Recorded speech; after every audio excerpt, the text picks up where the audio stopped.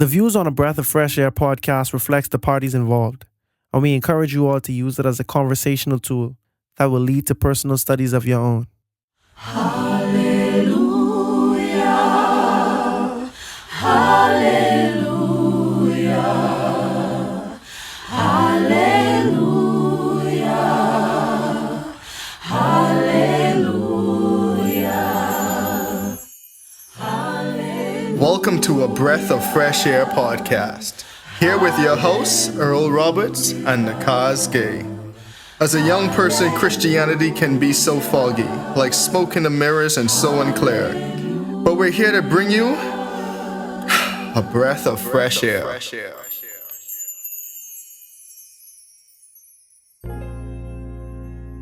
Alas, O land of whirring winds, which lies beyond the rivers of Cush, which sends envoys by the sea, even in papyrus vessels on the surface of the waters.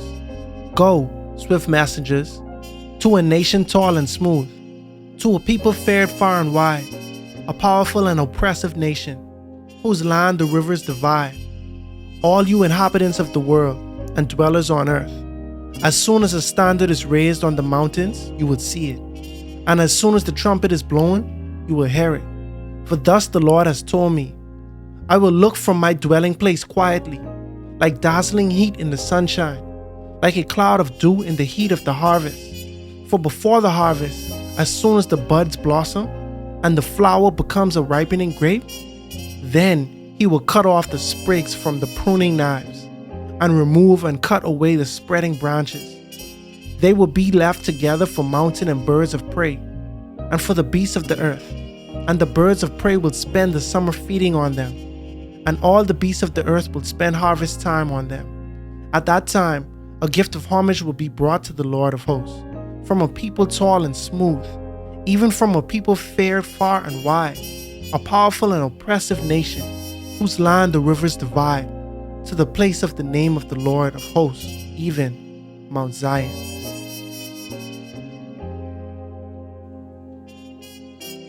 In this episode of A Breath of Fresh Air, we journey through Isaiah chapters 17 through 19, where nations tremble, cities fall, and God's justice is revealed.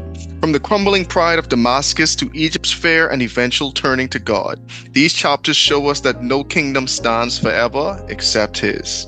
As always, be blessed and enjoy.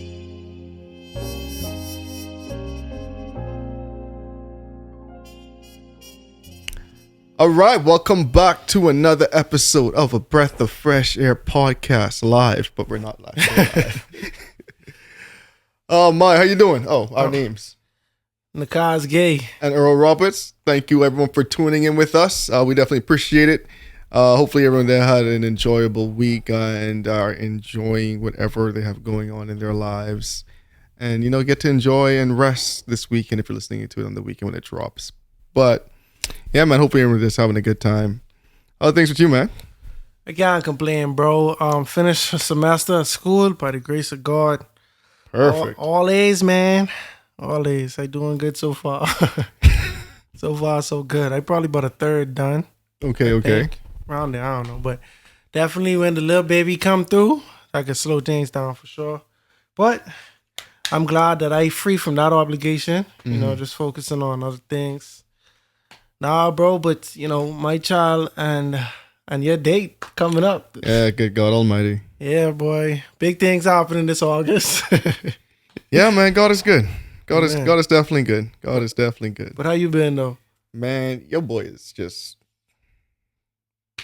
swamped. We need more people at work right now, so it's just it's one of those things where a lot of things just falling on me to get done. But God is good. God is good. Like I was telling Bob. Me and Bob was talking this week, right? I was talking about something else, right? Either way, long story short, I was saying, bro, like God, He never promises us that the road's gonna be easy. Mm-hmm. God just promises us He'll never leave us nor forsake us during this journey.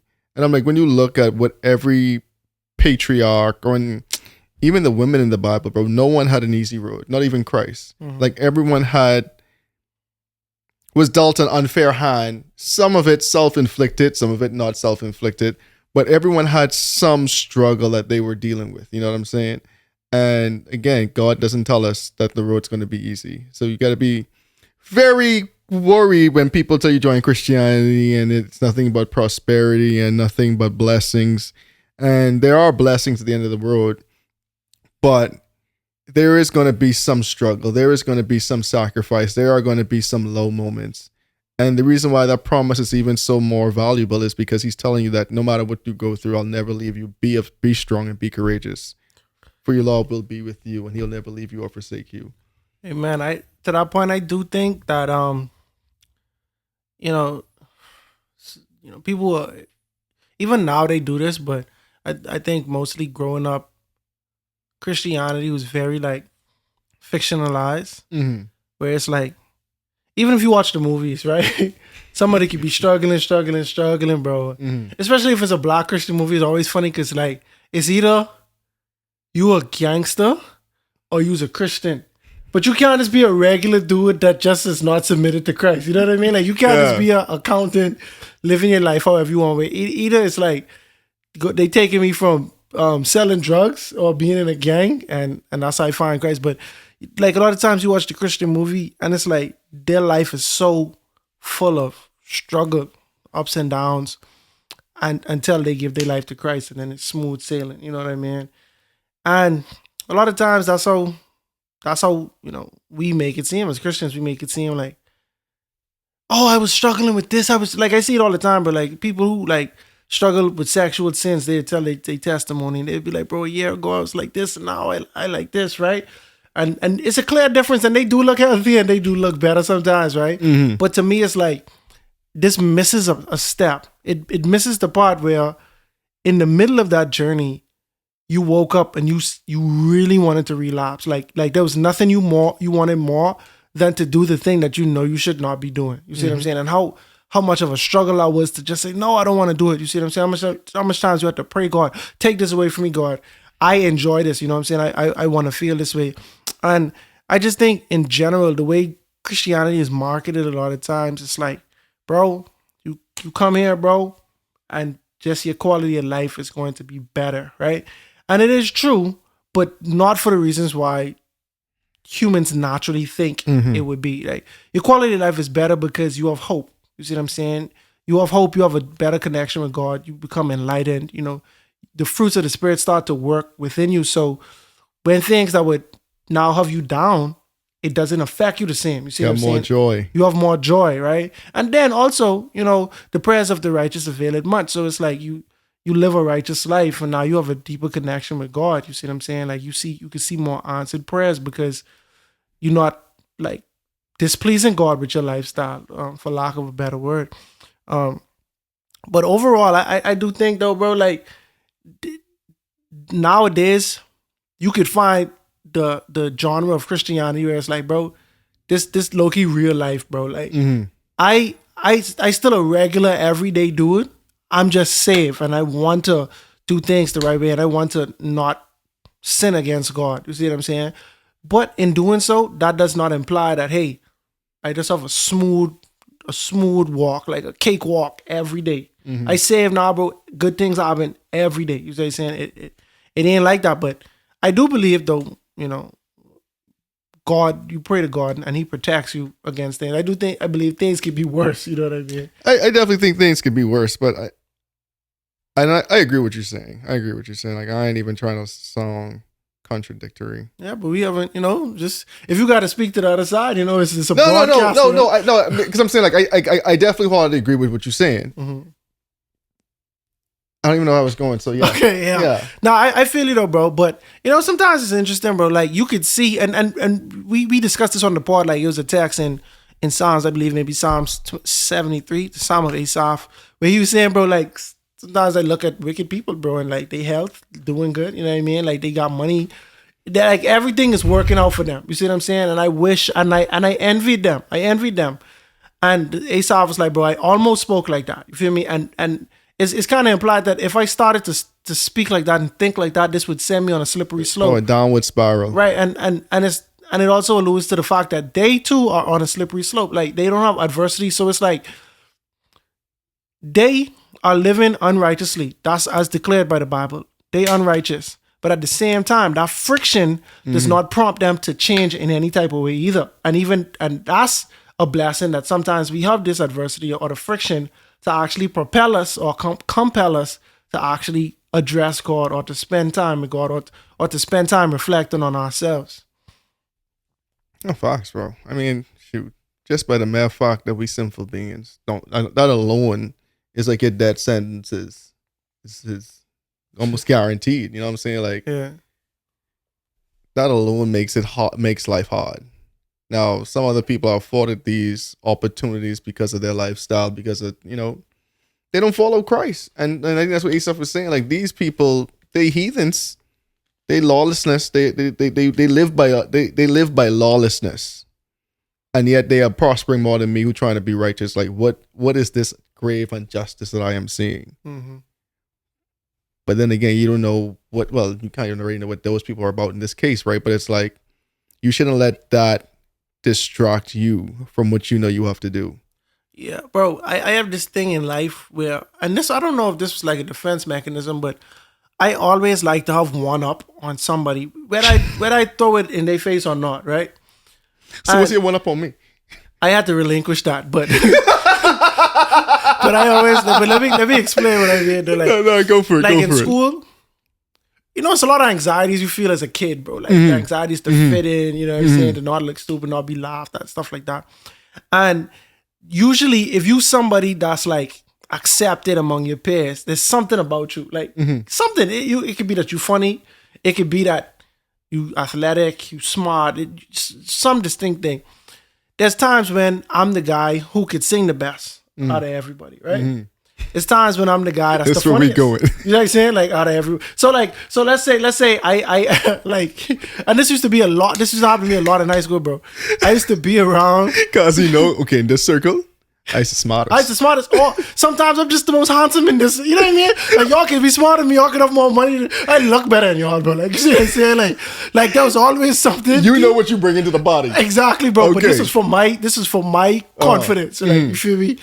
And I remember my boy came to the school and I was faced with a predicament where this guy could play basketball better than me, right? He could sing better than me. Oh boy. He could dress better than me. And girls liked him more than me. I felt like I was more handsome, but it didn't matter if the girls like him more than me. But the market always tell you your value, bro. Exactly, bro. So now I in a dilemma where I like, bro, I don't have no one up on it. So in my mind, I'm like, I'm inferior to you. You know what I mean? But wow. But at the same time, I just feel like sometimes that translates to my spiritual life. Like sometimes you see somebody and you like, bruh, they have all of the riches and everything else, right? And you just assume, well, at least I save and they ain't. You say it's all me. I talking about me. I talking about me. Seriously, I ain't talking about for everybody else. Mercy. It's like you could have, like, it's the comfort to me that's saying, yeah, they have the world. But I working on going to heaven. My riches in heaven, bro. I mean, y'all can have all that. You know what I'm saying? Okay. Like, not to stop me from being like, bro, they got everything. And that's something you said sparked that in me, because you said like you don't know what, and I think you might have been alluding, you don't know what they going through or what they have or what they suffer from, right? But in my mind, I'm like, bro, what about the case where that person checks every box, bro? You know what I mean? They health better than yours, they money better than yours, they everything better than yours, bro. Like you see what I said? Like the goal of every human being is to be saved. Like I think that should be your primary prerogative on earth, to make sure that when you pass away, no matter what type of cards you dealt or what type of hand you have in this world, make sure that when eternity comes, you are in heaven and you have eternal life. Like to me, that's the most important thing. But it doesn't always feel like the most important thing. Sometimes it can feel like the least important thing. Sometimes paying my rent or having the next meal or doing whatever we do on a day-to-day basis might seem like the most important thing. I have to get to the next month. I need shelter for the next month. So that means I need to work hard. I need to X, Y, Z. And so when we see people in this life and they excel in all of the things that this earthly system provides or everything that is meaningful on earth, sometimes it feels like, bro, what is going on? Like, why, bro? Like, why am I in this predicament? Especially when I know the creator of earth, bro. Like, I talk to him every day. I love him. I worship him, and y'all don't. And y'all are thriving, even on your needs are being met. Not the wants, bro. Like, you thriving in terms of needs, bro. Mm-hmm. Y'all got shoes, y'all got this and that and the third, and you could see people that, you know, that they pious and they don't have as much. You know what I mean? And I feel like that's a weird dilemma that, you know, a lot of times we could find ourselves thinking about, bro. And I hold on to the faith that, bro, trials and tribulations are gonna come. God never gonna lead you or forsake you. You know, some things make us, some things are, you know, sad to say, punishment of our past transgressions, maybe the past transgressions of our family. Some things are a testimony for others. You know, like, you remember, I think a child was blind or something. It was a child that needed healing in the New Testament, in the Gospels, and the disciples asked Jesus, blind, right? They're like, who sinned that this happened? Which one of his parents sinned that caused him to be dealt with this curse? Right, and the answer was that neither of them sinned, but this happened so that God could get the glory, or so that the story could be told, it could help others, you know, that type of thing. So you never know really why you in that predicament that you in, and obviously some things are self-inflicted. We our bad choices put us in this predicament. Samson. Yeah, but yeah, no, and that's the truth, right? Like, we all go through different things. We all see, but you never know what that someone else's struggle is. But at the same time, it's like, it's like, you know, when you have like disconnected thoughts in your head and you can't really make them connect, and that's what just happened. I'm like, I could be real. I had like a landing spot. It might have sounded like I landed. I had one more point that was going to land it. No, but I forgot it. You know what I'm saying? So I just ended right there. Yeah. You know what I mean? So, because in my head, right, I'm just like going through like all the different people. Well, not all the different people, right? But like different trials and tribulations people went through. Like, and to me, I do like the point where you said that God knows why you're going through it. And it might be for a multitude of different reasons. And I think that's true, right?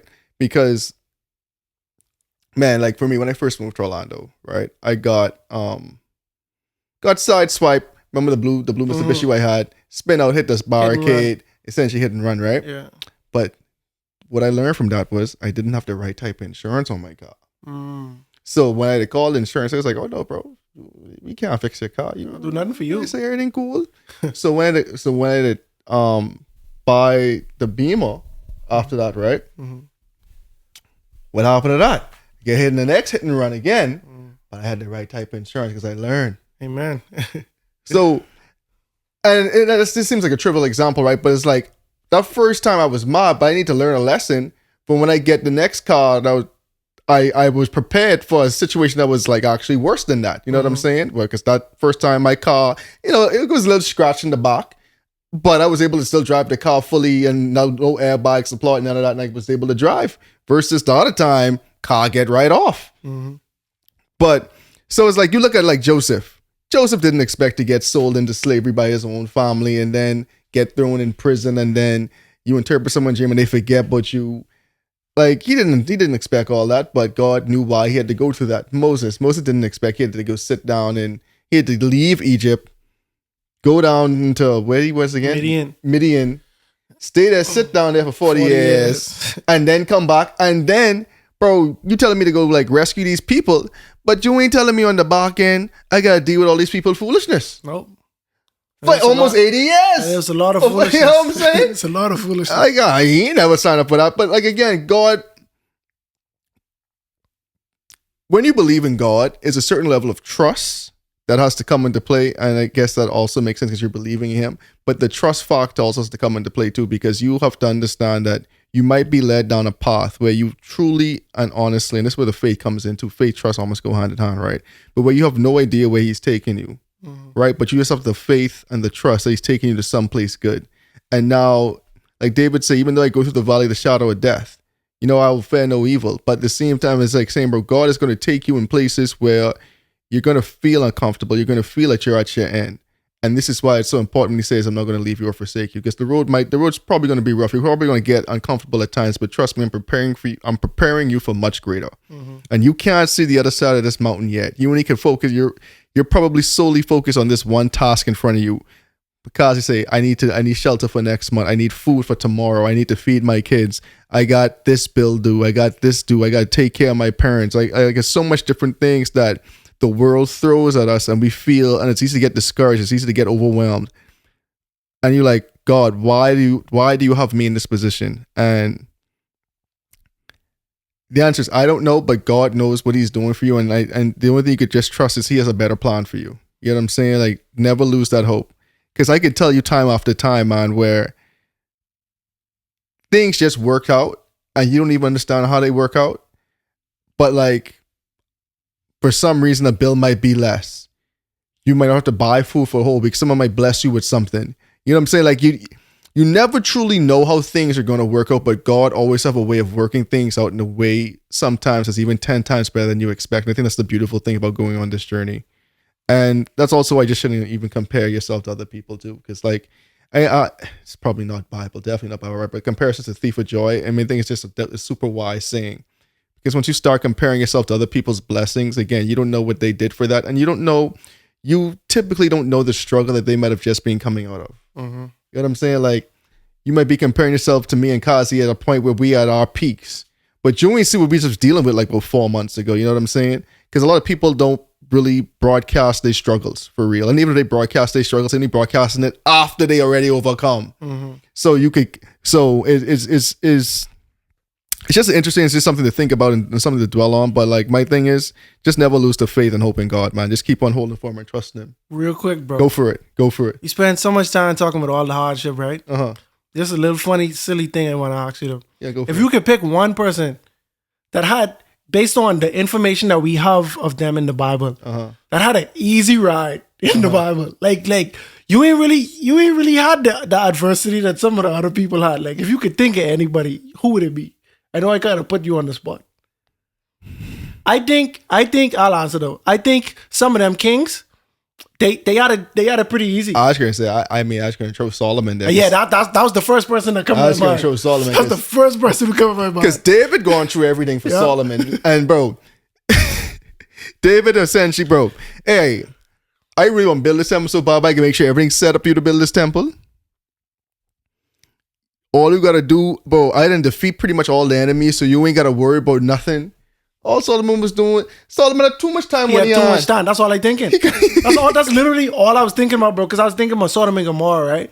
Because in the book of Ezekiel, they talk about how the sin of Sodom was that they was idle. Mm-hmm. You know what I mean? And because they was idle, they start to do sins within their idleness. And it didn't mention homosexuality for those wondering, but it mentioned like they was not kind to the poor. You see what I'm saying? Like they, you know, they just was too full, bro. Like it just, like they say, the devil is fine. Work for idle hands, bro. And that's exactly what it was. And then furthermore, when it comes to Solomon, because that's really who I had in mind, bro. Like, God literally told Solomon. I had to think out before I say Solomon. I say, by anybody else? I say, yeah, the king. I say, but Solomon, we know too much about Solomon not to say Solomon. For sure, bro. Because God told him, I am going to give you rest from your enemies. Mm-hmm. I'm going to give you a prosperous land. Like, I'm going to give you all these things, bro. Solomon was chilling, bro. Yeah, bro. Solomon was chilling, bro. So, like, now, of course, he had adversity. He might have had decisions to make. Woman, was he adversity? Woman, for sure.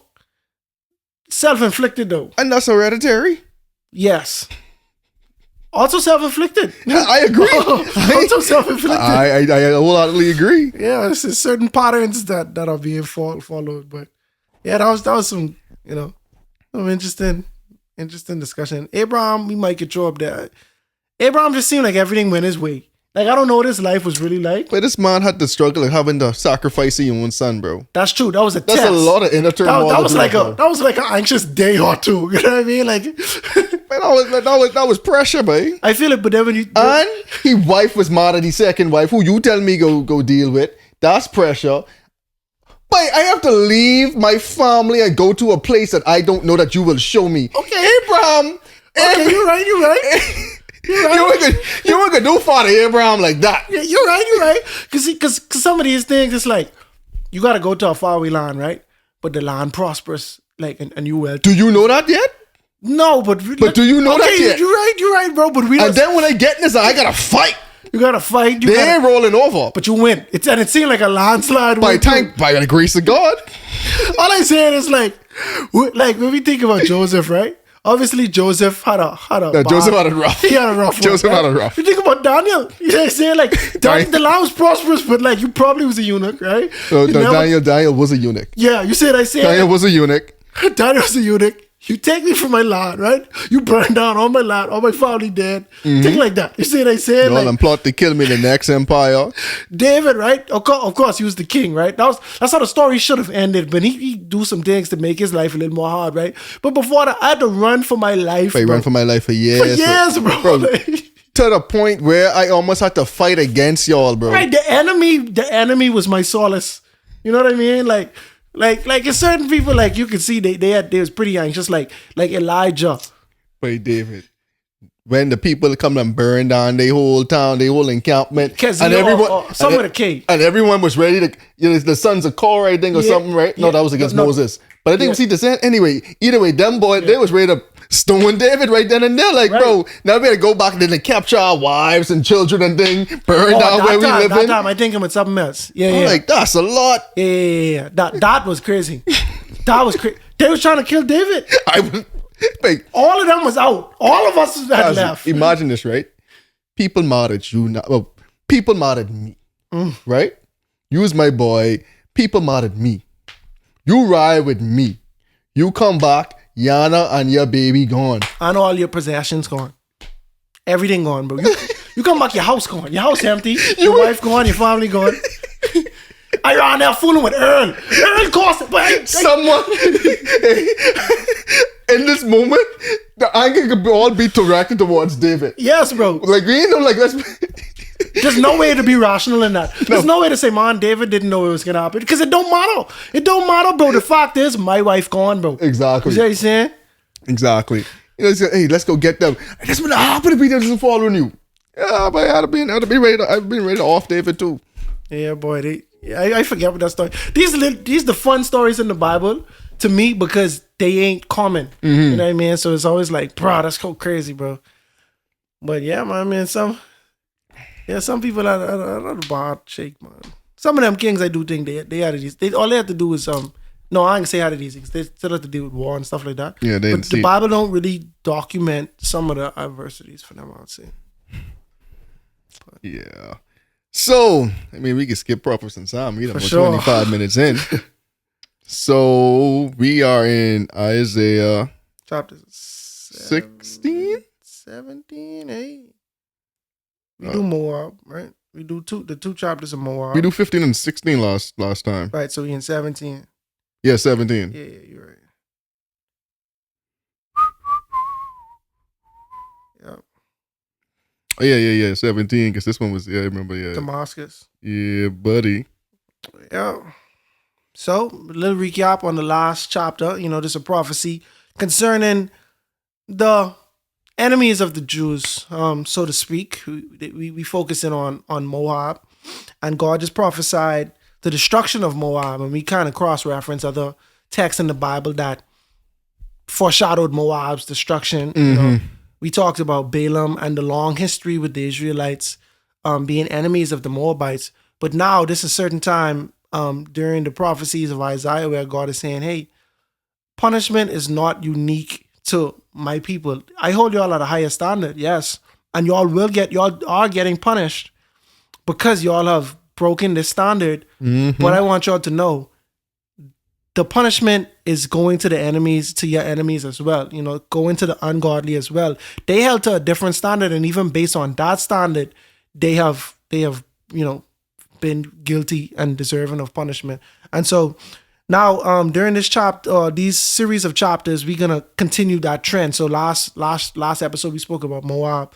This episode we're gonna focus a little more on Syria, which was already touched on a little earlier, but specifically the city of Damascus in Syria.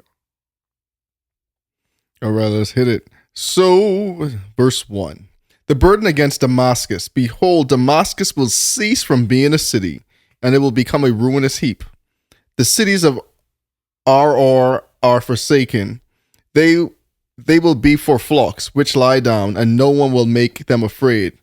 The fortress will also cease from Ephraim, the kingdom from Damascus, and the remnant from Syria. They will be as the glory of the children of Israel, say the Lord of hosts. In that day it shall come to pass that the glory of Jacob will wane, and the fatness of his flesh will grow lean. It shall be as when the harvester gathers the green and reaps the heads with his arm. It shall be as he who gathers heads of green in the valley of Raphaim. Yet gleaning grapes will be left in it, like the shaking of an olive tree, 2 or 3 olives at the top of the uppermost bough, 5 or 5 in its most fruitful branches, says the Lord God of Israel.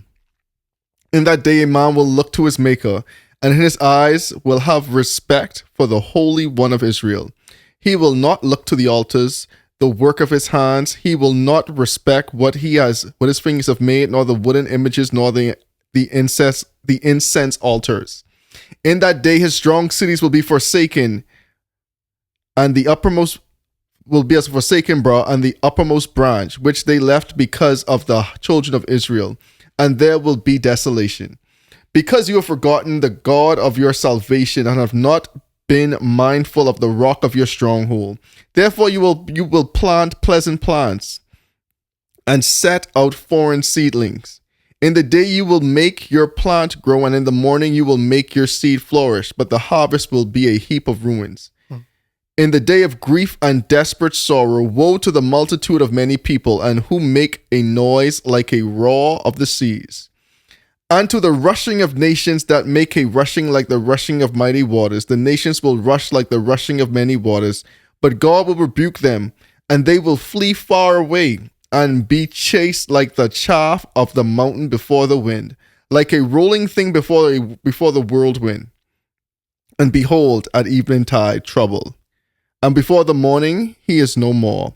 This is the portion of those who plunder us, and the lot of those who rob us.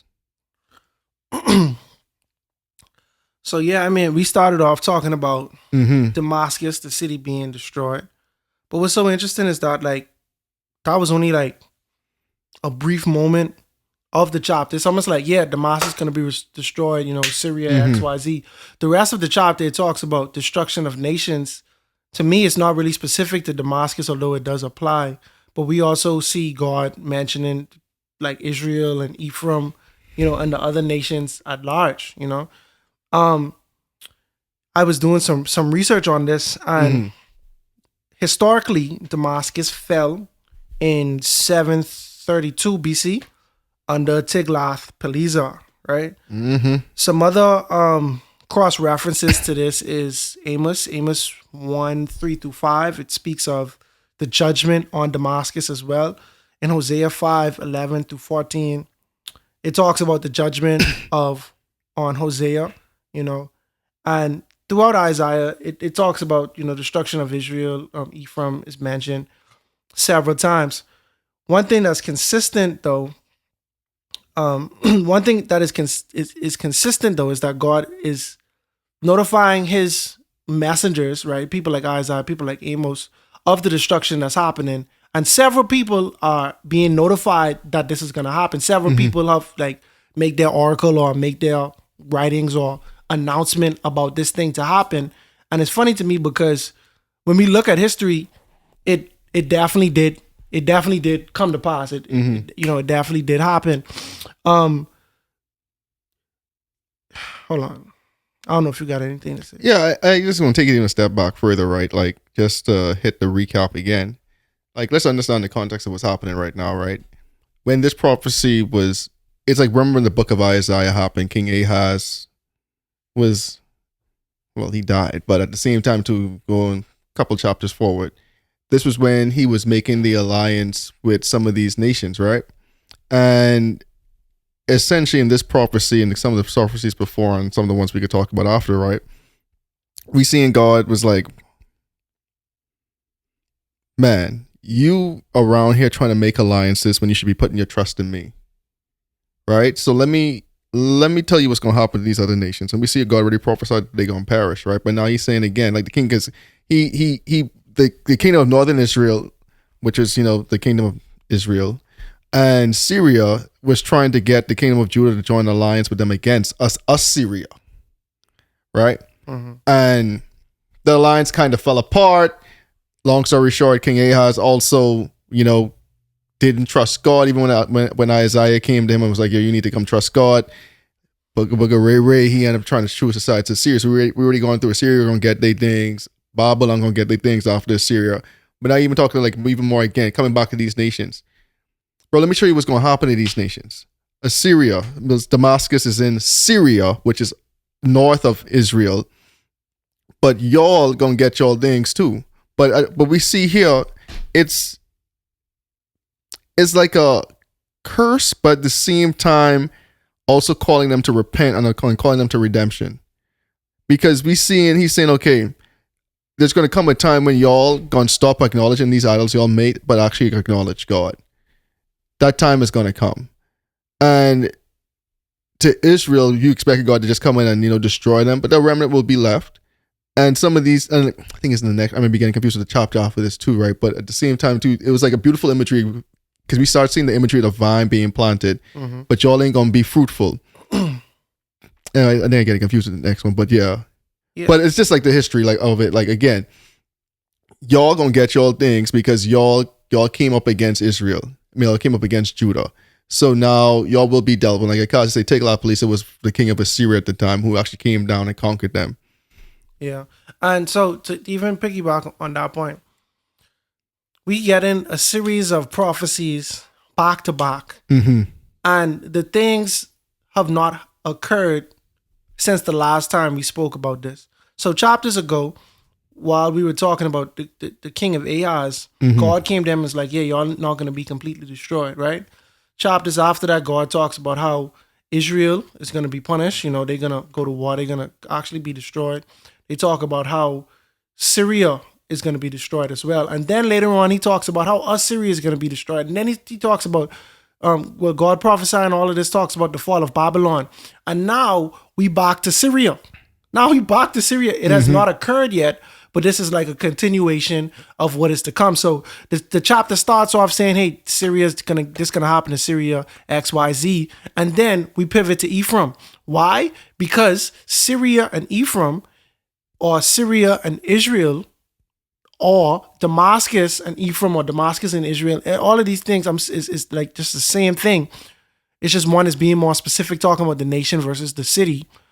They colluded together to wage war against Judah, the southern kingdom, the God's chosen people, basically. And beyond that, y'all wage war against y'all brothers. Israel, the northern kingdom, y'all were once a nation together, but y'all had apostatized so far to the point where y'all have no desire to come back to God, but instead y'all look at your brothers as the enemy, right? And all of this is coming to a head when God prophesies saying, hey, Damascus is going to be completely destroyed. Damascus is going to be completely destroyed. So is Israel.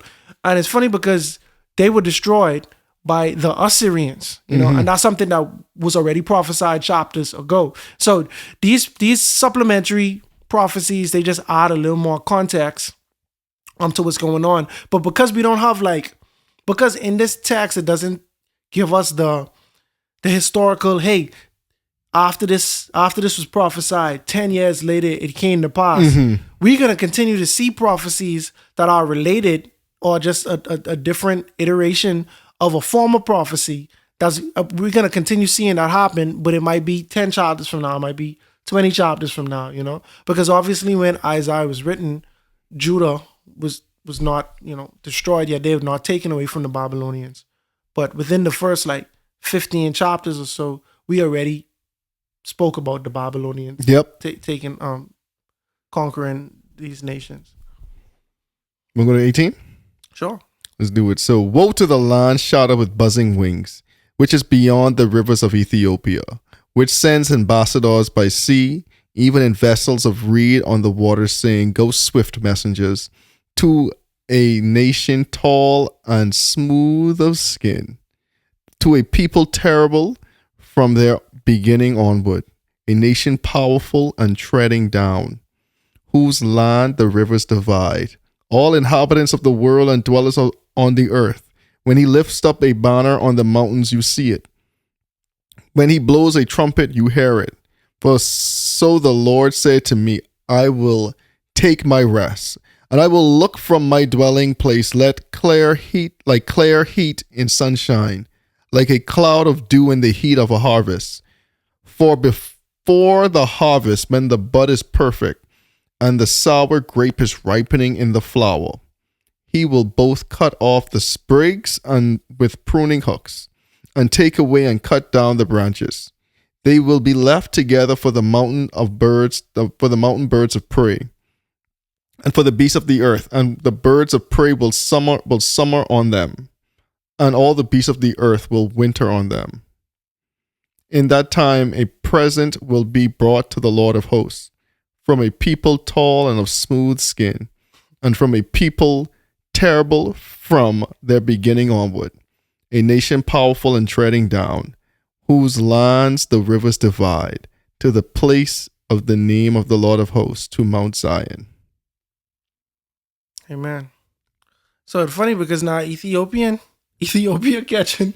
Yeah, they catch a little stray here. Well, I say it's a stray, but it's probably not a stray. Because again, you see that they're saying it's a nation that was conquering. I mean, because at this point in time, Ethiopia did conquer Egypt. So Ethiopia was back in the day, like they was actually a rival power to Assyria.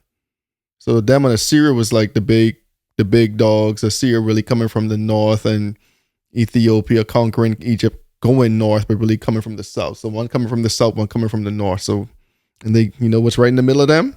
The Middle East. Mm-hmm. It's a Daniel reference in here somewhere, but I can't put it. You know what I mean? Oh boy. And then people say this is one of the most obscure prophecies in Isaiah, the same chapter 18, which is short, only seven verses. Yeah.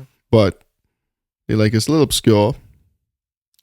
Yeah, I mean, to me, I don't really have too much to even expound on this one, I'll be honest with you.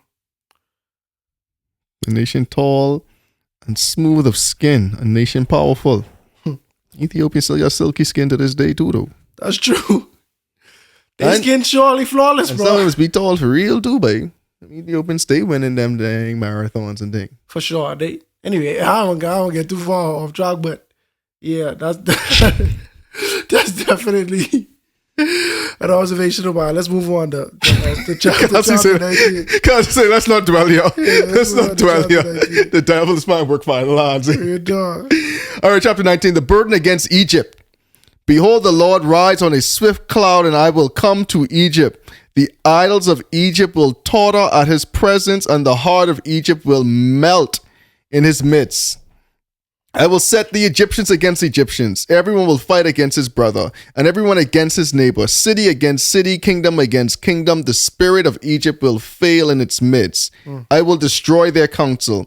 They will consult the idols and the charmers, the mediums and the sorcerers, and the Egyptians I will give into the hand of a cruel master. And a fierce king will rule over them, says the Lord of hosts. The waters will fail from the sea, and the river will be wasted and dried up. The rivers will turn foul. The brooks of defense will be emptied and dried up. The reeds and rushes will wither. The papyrus reeds by the river, by the mouth of the river, and everything sown by the river will wither, be driven away and be no more. The fishermen will also mourn. All those will lament who cast hooks into the river. They will languish who spread nets on the waters. Moreover, those who work in fine flax and those who weave fine fabric will be ashamed, and its foundations will be broken. And who make wages will be troubled of soul. Surely the princes of Zoan are fools. Pharaoh's where wise counselors give foolish counsel. Mercy. How do you say to Pharaoh, I am the son of the wise, the son of ancient kings? Where are they? Where are your wise men? Let them tell you now, and let them know what happened to the Lord of hosts let them know what the Lord of hosts has purposed against Egypt. The princes of Zoan have become fools. The princes of North are deceived.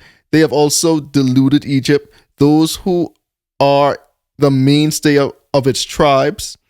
The Lord has mingled a perverse spirit in her midst, and they have caused Egypt to err in all her work.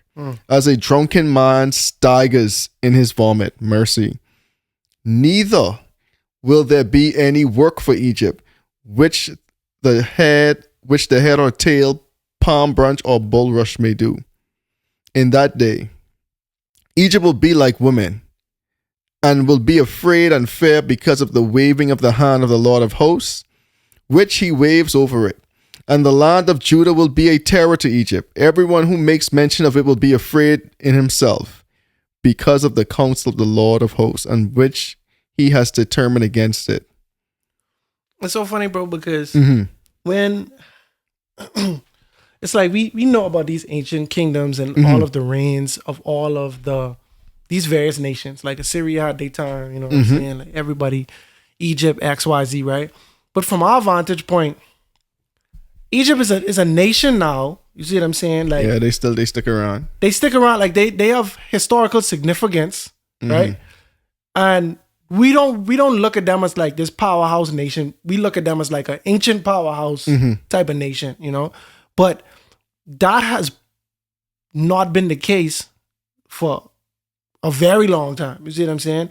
Like when I think about, you read this and you like, they're gonna be ruled by a fair king, right? And I'm like, bro, that could be several kings. You know what I mean? Like, and I ain't trying to be funny or nothing like that, but I just like, bro, there's so much has happened. Like y'all ain't been yourselves in centuries. In a long time, bro. So much happened since thousands of years. So I didn't want to miscalculate, but you know, when we get to the empires, you see what I'm saying? It's like, you know, like even Alexander the Great, like when we get to that reign, you see what I'm saying? Like he conquer them. We have just so he conquered them so bad, bro. He named a city in Egypt after himself. Right. And it's still named that to this day, right?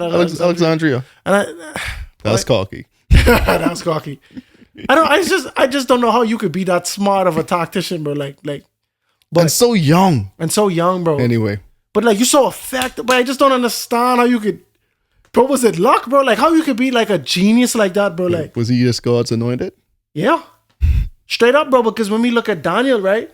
Daniel prophesied that this was going to happen. You see what I'm saying? And how it was going to happen, and how it was going to happen too, right? And so when we look at Isaiah, right, who predates Daniel, right?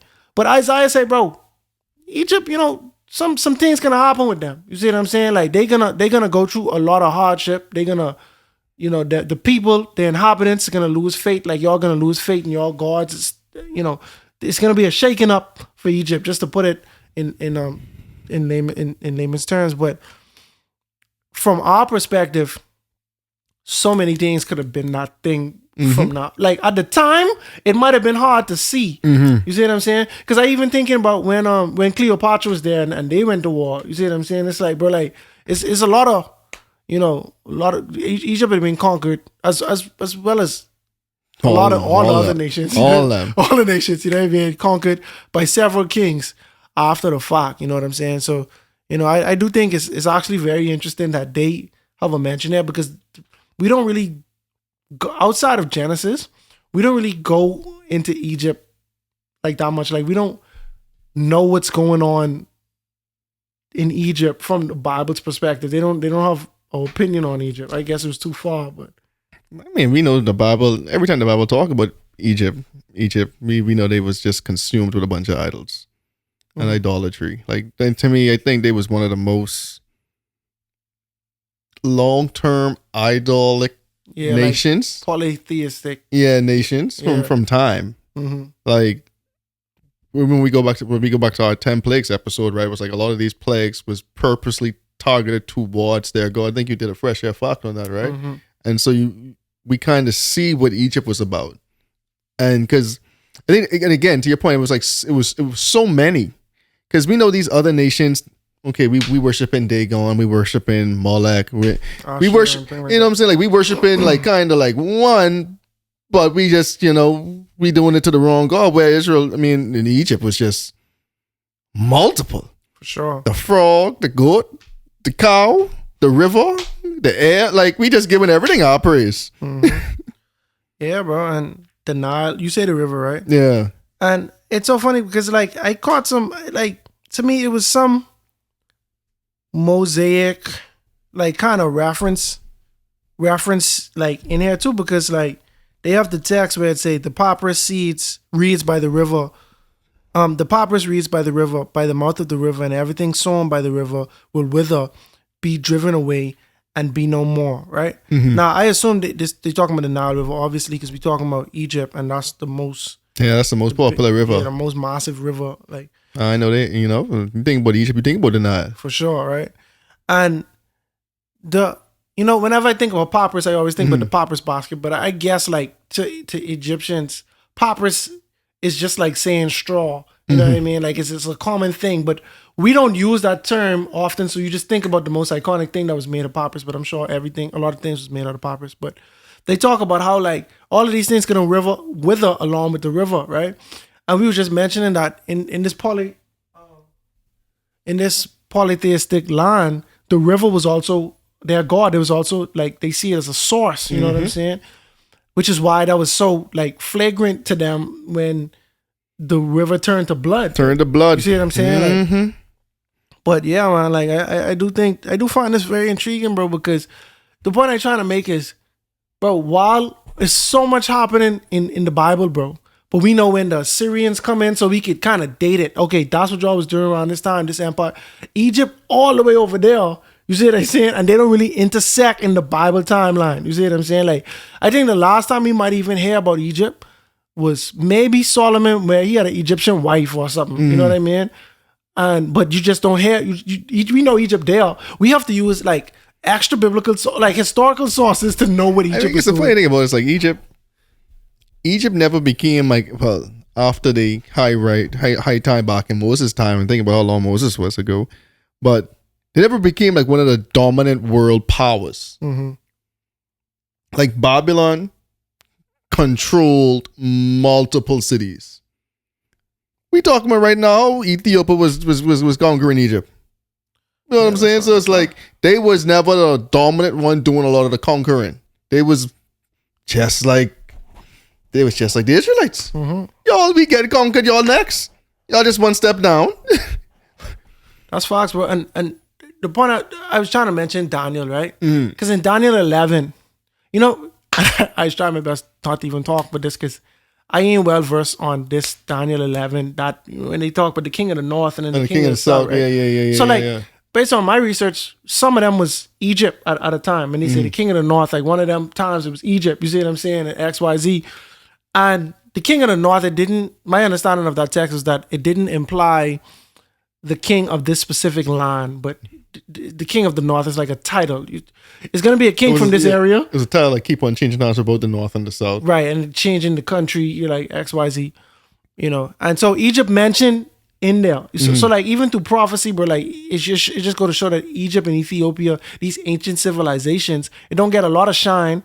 They in Africa, they not really a part of, like, the Middle East where all of the action really was happening, or the Near East, and where all the action was happening in the Bible, but we can still see their historical impact played with it. Like, it kind of crosses over in the Bible because they were a nation that were doing things, whether right or wrong, and we can see God addressing it right now. Hey, y'all all the way out there, y'all might not be that relevant to us, right? But y'all still my children, y'all still my creations, and y'all have been living, wrong this whole time, and so, y'all not gonna be saved when this shaking happening, And I do think that when the the Babylonians come, it's like COVID, bro. When COVID happened, that changed the world, but, like, it's pushing the world closer to the end. You see what I'm saying? Like COVID. When the Babylonians took over, bro, that was a drastic seismic shift, bro. Like, that's pushing us towards the end. You see what I'm saying? And you could kind of get that when you read Revelation and when you read Daniel. They talk from that period all the way to end times. And it started with there. And that's why the Revelation, they even use Babylon to describe the system. This was a key player, you see what I'm saying, in end time prophecy. A great city, boy. Yeah. All right, so verse 18. In that day, 5 cities in the land of Egypt will speak the language of Canaan and swear by the Lord of hosts. One will be called the city of destruction. In that day, there will be an altar to the Lord in the midst of the land of Egypt, and a pillar to the Lord at its border. And it will be a sign and a witness for a witness to the Lord of hosts in the land of Egypt. And they will cry to the Lord because of their oppressors, and he will send them a savior and a mighty one, and he will deliver them. Shout out Judges. Then the Lord will be known into Egypt, and the Egyptians will know the Lord in that day, and will make sacrifice and offerings. Yes, they will make a vow to the Lord and perform it. And the Lord will strike Egypt, and he will strike it and heal it, and they will return to the Lord, and he will be entreated by them and heal them. In that day there will be a highway from Egypt to Assyria, and the Assyrian will come into Egypt, and the Egyptian into Assyria, and the Egyptians will serve the Assyrians.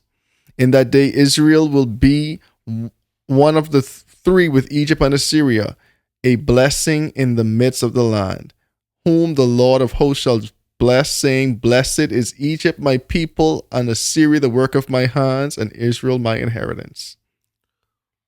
Now, when we get to this part of the chapter, see, I can just be candid, bro. Some of these prophecies, I get so lost in, bro.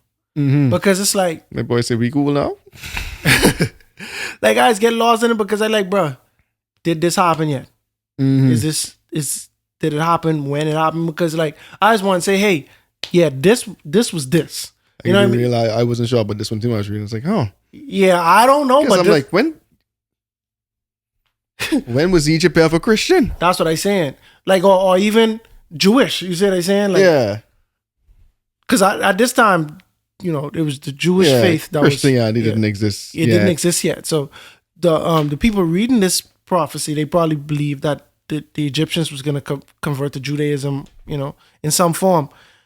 And if this was talking about Ethiopia, I would rest a little more assured because we know the Ethiopian at the end came and they have rich Christian history. Yeah, right. The Ethiopian eunuch, you know what I'm saying, like stuff like that. But now this prophecy, I'm just thinking, this probably did not occur yet. Mm-hmm. And you know, I have full faith that it will occur. But it's interesting how they're saying like it could be a highway from Egypt to Assyria. You see what I'm saying? The Assyrians could come to Egypt and so on and so forth. But I'm just trying to think now, how does this fit in end time prophecy? You see what I'm saying? Because I feel like we in end time now. And so everything that ain't get fulfilled yet is a part of end time prophecy, you know? But this was one of them chapters I was like, this is an interesting prophecy. But I do think that me personally, I have so much prophecies, but I just need to be able to do a better job of like connecting the dots between prophecies, especially like between books. Yeah, I mean, because I even wondered too, right? Because in Jesus's time, like when we know there was, even from when he was a child, we knew there was a lot of Jews who also lived in Egypt. Mm-hmm. Now, I ain't saying that they was overtaking it, but we know there was a lot of Jews who actually lived in Egypt. So was it sometime during that time where it potentially could have happened? Because you see, like, there's going to be a pillar on the border. If you go to the northern border of Egypt, who's there? Israel. To this day. You know what I'm saying? Like, that's still there. Well, Kingdom of Judah then, technically, right? Mm-hmm. So it's interesting. I mean, again, I'm not 100% sure. It's all just speculation, all just conjecture, but like, potentially? And I'm purely ignorant on this topic. So everything I say is speculation or my imagination, right? But, you know, remember how after the Jewish revolt, they scattered, right? No matter where you think they scattered, everyone agreed that they scattered, right? Yeah. Sometime after that, Egypt became Muslim. They was polytheistic. That's historically accurate, right? Mm-hmm. Today, they Islamic. You see what I'm saying? So I'm just wondering, was there a time in between that they could have been Jewish? You know what I'm saying? Or even Christian, you know? But I think that might have been more like, obviously I should have done my research on this, but I think that might have been more like known. But I don't know. I don't know everything about that area. Yeah, because I mean, like, how about Alta in the city, especially during that time, so even before, like, they was Islamic, right, might not be so far-fetched. I think, then the pillar at the border, to me, the pillar at the border is almost like a slam dunk, because the border is with the main country, you know what I'm saying? So, like, that's yeah. But again, probably should do more research, but yeah. Yeah, but I mean, as it stands, bro, I just don't think it's fulfilled. But it not being fulfilled adds more questions than if it was fulfilled, obviously. Because I thinking, like, what could happen? But then, they're gonna talk about the Antichrist, but that wouldn't have fit in this. You see what I'm saying? Yeah. But yeah, bro, I don't know, bro. That's a good one. Just never know what happen then, bro. You think so much things can be happening. They still waiting to see they can bamboozle the word, but COVID showed me, boy, they can bamboozle the word pretty good. I actually realized, I don't think I think it would have been a long time for me to come to this realization that, and it's so dumb, bro, because people always say perception is reality, right? Mm-hmm. But to me, that was only partially true. Mm-hmm. Your perception could be what you think reality is, but that don't make it reality, right? But after COVID, I realized, bro, but no, that is true, bro. Perception is reality, bro. You could be telling me that, bro. It's like when people quote unquote discovered America, right? Mm-hmm. The natives saying, bro, y'all coming on land, bro. Y'all unwelcome guests. Y'all running amok. Y'all wreaking havoc, right? But they saying, no, bro, this our land. and the natives like, but what you talking about? How this your land, right? They're like, no, bro, this our land because we taking it. You see what they saying? Like this our land. You see what I'm saying? And so like, and after they take the land, right? Imagine I steal your car, bro. Or imagine I steal your wallet, bro. Mm-hmm. This is your wallet, bro. You see, it's mine now, but it's still your wallet, bro. Like if y'all understand what I'm saying, bro. And so it's like one set of people could be looking at it like, bro, no matter what you say, bro, that does not change the fact that this is our land, bro. This is not y'all Johnny come lately on this thing, bro. You could say it's yours or whatever, but that ain't the facts, right? Mm-hmm. But to them, bro, nothing can convince us that it's not our land, bro. We take it, we're gonna develop it, we're gonna do all, and after a while, it's their land, bro. You see what I say? So after a while, it's like the natives who was here, they become like second class citizens, or they become like visitors in the land. Or we could push y'all all on one side. Push y'all all to Oklahoma. And bro, right, and now in history, this is when America started, when people invaded and took it, right? And I obviously it's more nuanced to that, right? But to me, that's perception that become reality. You know what I'm saying? Some people saying, bro, if you do not do this thing, you are an enemy to humanity, right? You saying, bro, I don't want to do this thing because I don't trust it, bro. I am a friend to humanity because I ain't doing something unless I stand by it and I feel like it's right. You see what I'm saying? But they're like, no, you an enemy. You an enemy, bro. And I see people take that so far, bro. Right? People take that so far, dog. Bro, you spend time with your Grammy, you just use the enemy. Bro, I saw someone on Twitter this week talk about how the KKK. Okay. No, this was last week. So I don't want to lie. They was talking about how the KKK was not this villainous, homicidal hate group. Okay. They was basically a vigilante group. Okay. Against the Negroes who were under-policed. Okay. And bro, bunch of retweets, a bunch of people saying, yeah, XYZ agreeing, right? And I look at it, I was like, wow, bro. Just like that, bro. The narrative could get flipped, bro. And if enough people buy into this or enough people believe it, it become a fact, bro. Like to me, published in 1 or 2 books. Published in 1 or 2 books, bro. Like when we was talking about if black people were the quote unquote real, you know what's right? I sitting there like I reading the for and against. And I'm like, but I don't know. I can't say which one is right, bro. Because you saying this story and you saying this story. I wasn't there. They have archaeological evidence that the people who there now was there back then too. You see what they saying? But you showing me historical evidence of how they saying this or how this king reacted to this change and X, Y. And I'm like, bro, I don't know. I wasn't there, bro. I was not there, bro. The biggest question is, are we talking about 2 tribes or are we talking about all 12? We talking about 2. That's what I take that as. Exactly. If it's the 12, then I don't think that's much of an argument. That leave more room for the possibility. And that's the biggest thing right there too. It's like, bro, I mean, we are way off topic. Yeah, we. It's a Patreon topic. Yeah, true. That's true. we can let it fly, boy. We need to do that and just let it fly, bro. I'll let it fly, dog. Patreon would be a real discussion. Real dog, Breath of fresh air after hours. Real dog. But all religious topics. Yeah, for sure. But as I said, the pandemic, bro, I saw a change in groupthink, bro, because all of us had to be really connected via the internet, via TikTok, Instagram. So however you consume media, all of us was on one accord, whereas some people were not as connected to social media or media in general. But when there was nothing else to do, you might have had the dude who read a steel toe type of dude, go to work, come home. You know what I mean? I'm watching my favorite show to watch the game, and that's it.